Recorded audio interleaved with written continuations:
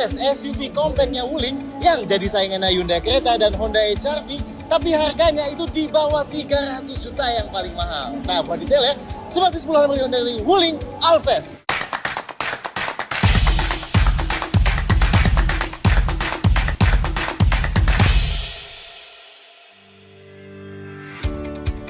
Satu, sebesar apa? So, Alphest ini sebesar apa sih? Se-Race Rocky Sonet WRV gitu? Atau se-Creta dan HR-V? Well, kalau dari panjangnya yang 4,3 meteran, Alphest emang cenderung mirip sama HR-V, Creta, MG ZS, dan Grand Vitara baru ya. Artinya, selisihnya sama panjangnya WRV, Race, dan kawan-kawan itu sekitar 30 cm lebih panjang si Alphest ini. Meski emang lebarnya lebih cenderung mirip sama Race dan WRV ya. Tapi ya, bisa lah ya. Alphest ini masuk ke kelas compact SUV kayak HR-V, Creta, dan Grand Vitara tadi. 2. Varian dan warna. Alphest ada 3 variannya. Dari yang paling rendah ada Alphest SI, tengahnya ada Alphest CE, dan paling tinggi ada Alphest EX. Tapi yang bikin menarik banget adalah harganya. Varian paling rendahnya tadi harganya nggak sampai 210 juta. Sedangkan paling tingginya nggak nyampe 300 juta. Yang artinya selisihnya sama HR-V dan Creta itu sekitar 100 jutaan. Gila ya, murah banget. Nah, di video ini kita bakal bahas yang varian tertingginya ini ya. Pilihan warnanya ada 5, putih, silver, abu-abu, hitam, dan merah. 3. Mesin dan transmisi. Alphest cuma tersedia dalam satu pilihan mesinnya, 1500cc naturally aspirated alias tanpa turbo. Wuling bilang ini mesin yang serupa dengan yang di Formo Max, tapi emang dibuat untuk penggerak roda depan di sini. Dan di sini ada DVVT-nya ya. Tenaganya 105 HP dan torsinya 143 Nm. Cukup jauh dibanding Creta dan HR-V ya tenaganya, tapi masih sedikit di atas Grand Vitara. Sedangkan torsinya mirip Creta sama HR-V lah ya. Transmisinya yang varian SI hanya tersedia dengan manual 6 percepatan, sedangkan yang CE dan EX hanya tersedia dengan transmisi otomatis berjenis CVT ya, yang bisa simulasiin mode manual kalau kita geser tuasnya ke kanan gini. Dan kayak setiap kompetitornya, Alphest ini penggerak roda depan ya. 4. Eksterior tampan. Paling gampang buat deskripsiin si Alphest ini dari luar mungkin dengan sebutan Almas Mini kali ya. Karena depannya, sampingnya, dan belakangnya kebawa banget sih bahasa-bahasa desainnya Almas. Tapi lebih disesuaikan buat bodi yang lebih kecilnya aja. Dan itu bukan hal yang buruk sih sebenarnya. Atau menurut kita, overall desainnya juga termasuk menarik kok si Alphest ini. Depannya, nah ini kelihatan lebih cheerful ya dibanding Almas. Grillnya pakai model yang belum pernah kita lihat nih di Almas, Cortez, atau Converro sebelumnya. Dia unik sih ya, motif ketiga dimensinya dibuat warna hitam gloss. Tapi di barisan atas ada 2 titik memanjang yang dilapis chrome. Nah, 2 titik ini nembus sampai ke dalam lampunya. Yang di ujungnya ada 2 titik itu juga buat lampu seinnya. Oh ya, meski kelihatan kayak dual proyektor, tapi ini bukan ya lampunya. Yang proyektor itu yang sisi luarnya aja. Yang dalamnya reflektor standar tapi dikotakin. Grill radiatornya dibuat cukup gede dan lebar tuh. Sedangkan housing fog lamp segitiganya terpisah jauh banget ya, buat kesan yang lebih lebar.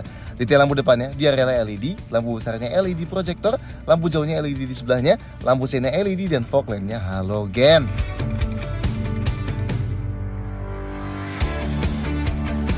Sampingnya, nah ini yang paling kentara kayak Almasnya ya. Apalagi kalau bukan karena bentuk pilar C-nya yang unik itu dan dibuat nyambung sampai ke belakang. Oh, Alphest atapnya dibuat warna hitam gloss nih sampai ke pilar A-nya. Jadi terkesan dual tone gitu ya. Bentuk velgnya unik ya, 16 inci 5 spokes kayak gini. Dan karena banyak bagian yang ketutupnya, jadi agak kayak Aero Wheels gitu ya. Tapi ini bukan. Ya emang lebih kecil 1 inci dibanding HR-V dan Creta sih. Tapi toh harganya juga di bawah 300 juta ya kan. Ban yang dipakai 205/60 R16, jadi cukup tebal. Detail lain di samping, spionnya bertengger di pintu ya, bukan di pilar A. Ada roof rail nih. List jendela bawahnya dikasih panel chrome, pilar B-nya hitam doff, dan handle pintunya ada list chrome-nya kecil di tengah ya. Belakangnya, nah kita suka nih approach-nya Wuling buat bikin jendela belakangnya cenderung agak landai buat sebuah SUV. Jadi ngasih kesan ala SUV kekupean padahal bukan. Bentuk lampunya cukup panjang nih dan makan tempat lumayan besar sampai pintu bagasinya. Ada reflektor kesegitigaan juga di bawah dan yang kita senang nggak ada usaha buat niru-niru ala-ala knalpot ya. Knalpotnya emang langsung sembunyi aja di kiri bawah. Oke lah. Detail lainnya ada spoiler mininya tuh ya dan antenanya pakai model Sirip View. Detail lampu belakangnya, lampu malamnya LED, lampu remnya LED, lampu seinnya halogen, dan lampu mundurnya LED.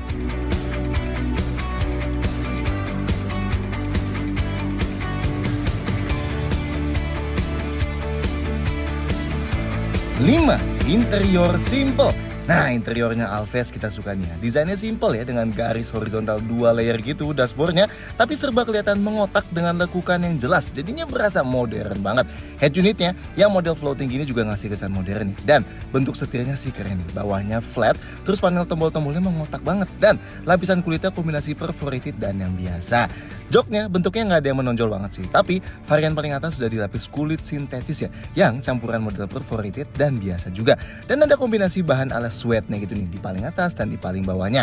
Nih yang jok belakang ya, nggak kelihatan ada yang menonjol, tapi dia punya keunggulan yang nggak dipunyain setiap kompetitor lainnya. Nanti di nomor 6 ya. Pemakaian bahannya mayoritas plastik sih emang, kecuali yang bahan horizontal panjang di tengah ini dilapis kulit yang jahitannya dibikin kelihatan unik banget gini ya. Paling atas dashboardnya itu plastik ya, tapi dia bertekstur loh, jadi nggak kelihatan murahan. Bawahnya persis yang vertikal itu juga dikasih tekstur ala karbon-karbonan ya. Pintunya juga nih, paling atasnya itu plastik bertekstur yang sama kayak dashboard teratasnya. Ada panel bergaris ya di sekitar handle pintunya, dan di tengah sampai ke tempat sandaran tangan itu dapat lapisan kulit ya. Di sekitar kontrol jendelanya ada panel piano black, dan lihat deh panel plastik yang paling bawahnya dibuatin motif yang seakan nyambung dari grill speakernya gitu. Unik banget ya. Panel pintu belakangnya juga sama persis, paling atasnya plastik bertekstur, tengahnya lapis kulit, paling bawahnya plastik yang bermotif ditarik dari speakernya. Bahkan di panel plastik yang pas kita mau napak ke kabin depan itu aja kayak dikasih motif garis-garis gini loh ya. Nice. Finishing di konsol tengahnya juga cukup keren nih. Yang ada metal-metalan memutar ini ada tulisan Wuling-nya gitu ya di depannya. Begitu juga yang persis di belakang laci konsol tengah kan ada ventilasi AC tuh. Ada tulisan Wuling-nya juga. Nice lah ya. Ini karena emang mobil murah jadi mayoritasnya plastik, tapi dia tetap ninggalin detail-detail menarik yang bikin gak kerasa murahan. Mantap. Detail lainnya pegangan tangan plafon depan cuma ada di sisi penumpang depan ya, tapi modelnya emang yang fix gini sayangnya. Yang di belakang, kiri dan kanan sama-sama nggak ada gantungan bajunya aja, dan model handle-nya juga yang fix. Sun visor-nya yang kanan ada card holder-nya, dan kiri dan kanannya sama-sama ada kaca bisa ditutup buka, tapi tanpa lampu ya. Lampu kabinnya yang depan ada satu nih LED gini, yang belakang sayangnya nggak ada. Dan spion tengahnya meski modelnya unik gini, tapi sayangnya tanpa fungsi day and night, jadi nggak bisa langsung dicetekin kalau kena silau. Tapi gimana rasa duduknya?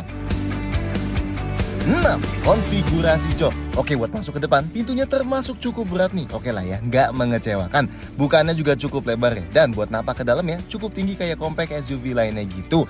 Posisi duduk by defaultnya cukup tinggi ya, tapi emang dashboardnya tuh dibuat rendah banget. Makanya visibilitas kita ngelihat keluarnya emang jadi lebih jelas. Begitu juga ke sampingnya, soalnya kan spionnya ada di pintu sini nih. Nice lah ya. Pengaturan jok driver manualnya slide, recline, dan bisa dinaik turunin ketinggiannya. Sedangkan yang jok penumpang depan manual slide dan recline aja. Headrestnya hanya bisa dinaik turunin, gak bisa dimaju mundurin. Posisinya termasuk cukup ergonomis nih ya, udah cukup maju. Jadi kalau kita sandarin kepala sambil nyetir, kepalanya gak ngedanga ya. Headroomnya yang di varian EX yang ada sunroofnya itu masih aman, tapi emang udah gak luas ya karena kepotong sunroofnya ini.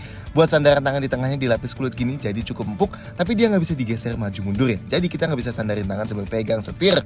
Yang di pintu juga dilapis kulit jadi empuk juga ya sandaran tangannya. Seatbeltnya sayangnya gak bisa dinaik turunin, fix posisinya. Setirnya juga sayangnya hanya bisa dinatur naik turun aja ya, nggak bisa teleskopik. Sayang ya, mengingat semua kompetitornya bisa teleskopik ya kan. Dan buat sandaran kaki kiri driver ada gundukan tapi nggak ada pad plastiknya. Sekarang kita ke belakang. Pintu belakangnya nggak seberat yang depan sih, tapi tetap masih cukup berat lah di kelas ini. Bukannya masih cukup lebar ya. Nah, tapi karena atapnya agak turun tuh dan mobilnya juga nggak terlalu tinggi, jadi kita emang perlu agak nunduk sedikit ya pas masuk. Oke, kita naikin dulu headrestnya nih. Yang kiri kanan adjustable, tapi yang tengah sayangnya cuma dikasih gundukan pendek. Nah, jok belakang sini posisinya lebih tinggi dibanding yang depannya. Dan ketinggian dudukannya ini juga masih cukup oke. Sudut paha kita cuma naik sedikit aja ya. Jadi orang dewasa masih nggak pegel lah ya duduk di belakang sini. Jok ini nggak bisa digeser maju mundur ya. Sedangkan ruang kakinya masih aman banget. Ruang gerak sepatunya sayangnya agak kejepit nih kalau jok drivernya kita set ke paling rendah. Nah, yang sangat keren, sudut terbah jok belakang ini bisa diubah-ubah loh pakai tali ini. Tapi bukan cuma ubah satu sudut sedikit aja. Ini fleksibel banget yang bahkan bisa dibuat sampai serebah ini loh. Gila. Nih, kalau kita buat paling tegak kayak gini nih, ruang kepalanya emang tinggal sedikit ya. Soalnya kan dia masih sedikit kemakan sama gundukan sunroofnya tuh di plafonnya. Kalau dibuat paling rebah, ini sangat rebah. Paling rileks jelas di kelas SUV compact. Gini dong, mobil kecil bisa disuper rebahin. Kan enak nih buat perjalanan jauh ya kan. Ruang kepalanya jadi jauh lebih aman ya kalau dibuat paling rebah gini. Sandaran tangan di pintu juga udah dilapis kulitnya jadi empuk juga. Sedangkan di tengah sayangnya nggak ada armrestnya. Oke, kalau mau duduk bertiga, nampak ke tengahnya kakinya perlu agak ngelipet ya. Dan di lantai tengahnya sini masih ada gundukannya sih. Jadi paling kaki anak kecil aja yang bisa di tengah sini ya. Kalau orang dewasa perlu ke kiri kanannya.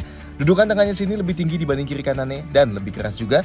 Buat sandarannya empuk nih karena dia nggak ada armrestnya kan. Cuman emang sayangnya nggak ada headrestnya. Jadi orang dewasa pasti kepalanya ngedanga ya di tengah sini.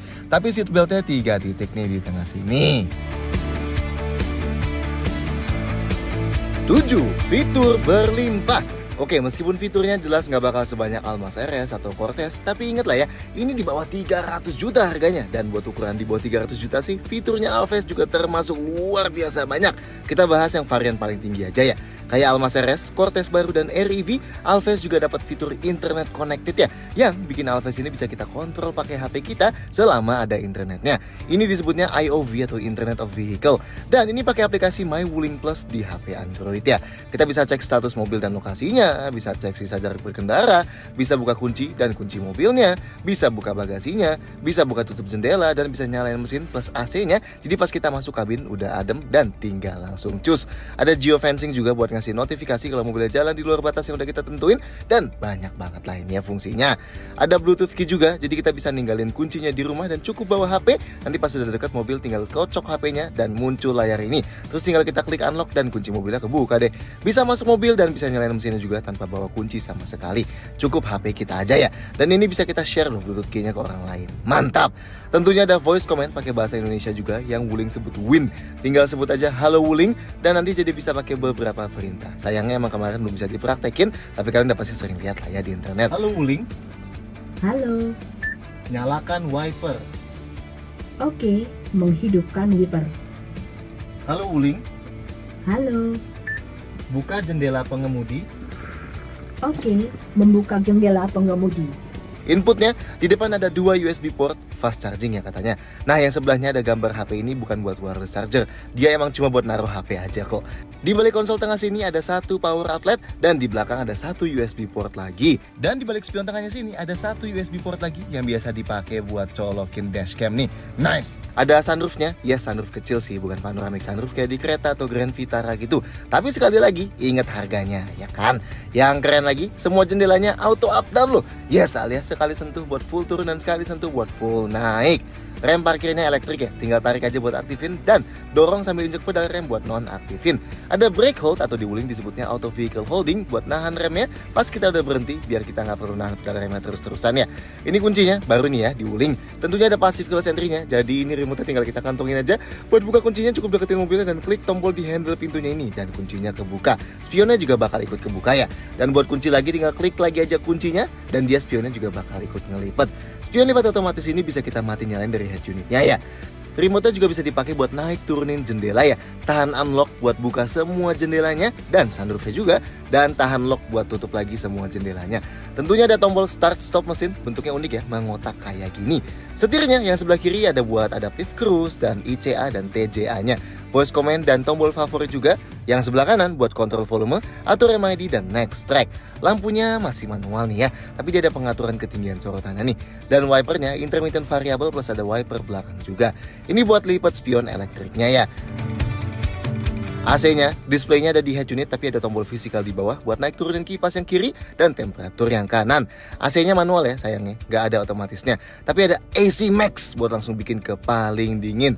Varian paling tinggi ada ionizer atau pembersih udaranya ya. Ada buat atur arah angin ke kaki juga. Dan sayangnya kayak Wuling biasanya ada defroster kaca depan emang, tapi belum ada defogger kaca belakang nih. Yang keren, kabin baris kedua dapat ventilasi AC kayak gini. Not bad lah ya. Instrumen clusternya yang varian paling atas kayak di Almas Hybrid nih, full TFT LCD gini. Isi tengahnya ada trimeter A dan konsumsi BBM rata-rata, trip B dan kecepatan rata-rata, speedometer ekstra dan konsumsi BBM instan, total waktu berkendara dan sisa jarak berkendara. Terus ada TPMS, settingsnya ada warningnya apa aja, pengingat kecepatan maksimal, pengingat berkendara setelah sekian jam, dan atur brightness. Terus ada layar media, layar Bluetooth teleponi, layar navigasi, dan layar ADAS. Terakhir, head unitnya mirip punya Cortez baru dan REV ya. Layar sentuh 10,25 inci. Home screen-nya kayak gini nih, langsung dikasih lihat stats dan quick control dari radio, AC, media, dan navigasi ya. Dan di sebelah kanan lagi ada beberapa shortcut buat masuk ke menu yang sama dari manapun. Oke, menunya. Pertama ada yang tadi udah kita jelasin. Lanjut ada menu Bluetooth teleponi, ada media buat setel dari USB atau Bluetooth, radio navigasi. Nah, settingsnya paling yang unik ada setting speed volume compensation ya. Ini buat bikin volumenya makin gede sendiri pas kita jalannya makin kencang dan sebaliknya. Lanjut, vehicle control ini buat atur semua settings adasnya ya. Terus dari sini bisa buat aktif atau nonaktifin fitur buat tutup jendela pakai remote kunci. Dan ada opsi juga buat otomatis full tutup semua jendela pas kita udah kunci pintunya. Atur klik unlock di remote yang kebuka pintu driver atau semua pintu. Nyalain auto lock dan auto unlock. One touch turn signal. Ngatur fitur follow me home seberapa lama nyalanya. Spion lipat otomatis dimati nyalain. Dan buat nyalain mode eco. Sisanya ada buat putar video. Nah, picet ini buat pakai WhatsApp, pakai sistem voice command-nya ya. Dan tentunya ini bisa dikoneksin ke aplikasi My Wuling Plus. Ya, pada dasarnya buat mirroring ke HP kita lah. Cuman emang sayangnya belum ada Apple CarPlay dan Android Auto. So, gimana menurut kalian? 8. Safety lengkap. Nah, ini nih yang impresif. Khusus varian teratasnya, Alphest sudah dapat fitur safety aktif atau yang disebut ADAS alias Advanced Driver Assistance System. Ini sistem yang bisa mendeteksi dan mencegah terjadinya kecelakaannya. Nah, di Alphest manfaatin kamera monokular di balik spion tengah sini, tapi tanpa radar millimeter wave kayak di Almas ya. Pertama ada Adaptive Cruise Control. Ini selain bisa set kecepatan konstan tanpa injak pedal gas, kita juga bisa ngeset jarak ya sama mobil di depan kita. Artinya begitu mobil depan ngerem, mobil kita juga bakal ikut ngerem buat mempertahankan jaraknya tadi. Dan pas mobil depan tambah kencang lagi, kita juga bakal ikut tambah kencang lagi sampai angka kecepatan yang udah kita set tadi. Nah, ini ada beberapa yang ngelengkapin Adaptive Cruise Control juga ya. Ada Band Cruise Assistance yang bakal memelankan mobilnya pas lagi belok dan aktifin Adaptive Cruise-nya tadi. Terus ada Traffic Jam Assistance dan Intelligent Cruise Assistance dengan Lane Keeping Function juga yang bisa ikutin mobil depan sampai dia berhenti dan kita juga bakal berhenti. Dan begitu dia mulai jalan lagi, kita juga bakal mulai jalan lagi. Dan ini sambil ngejaga mobil tetap di dalam lajur ya. Nice. Ada rem otomatisnya yang gabungin 5 fitur nih. Dari Safe Distance Warning yang ngasih peringatan kalau jarak mobil kita terlalu dekat sama mobil depan. Ada Forward Collision Warning yang bakal ngasih peringatan kalau terdeteksi kemungkinan nabrak mobil depan. Ada Auto Emergency Braking yang bakal otomatis ngerem kalau udah terdeteksi mau nabrak tadi dan dikasih peringatan tapi nggak kita injak pedal remnya juga.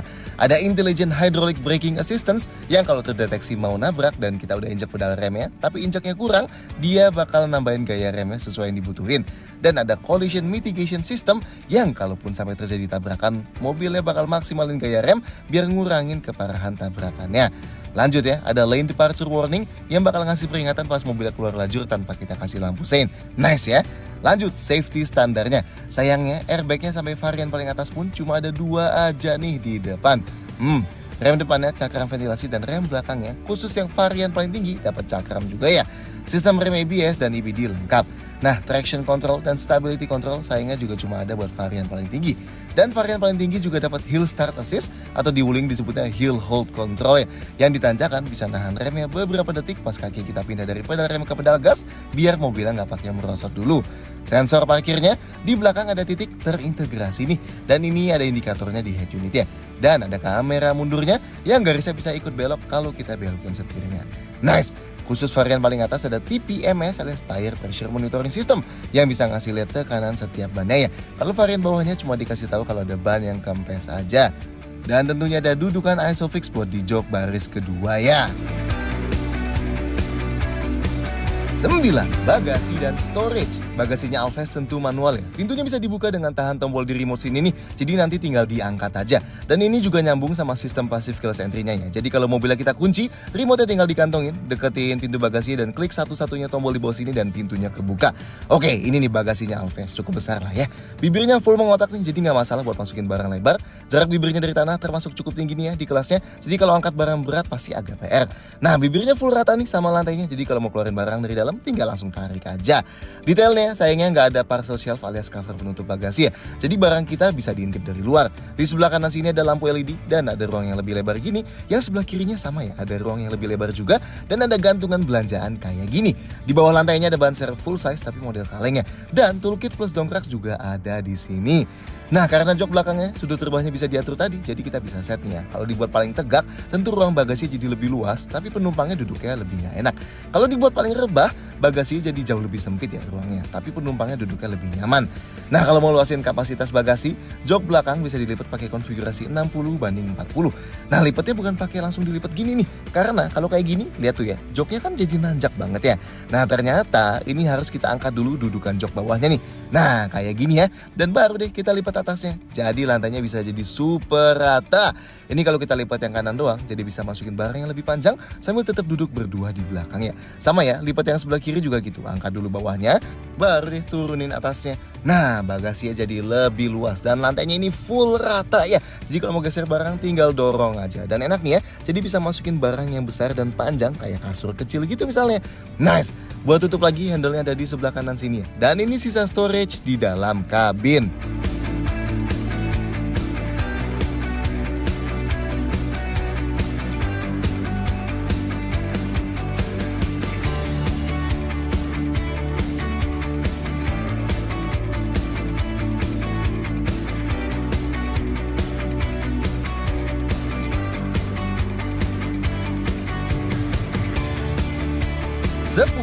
Detail lain. Kayak setiap wuling lainnya di Indonesia, Alves ini udah langsung dirakit lokalnya di pabrik wuling di Cikarang.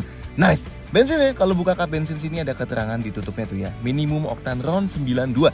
Artinya pakai bensin sejenis Pertamax, Shell Super, BB92 dan sejenisnya ya.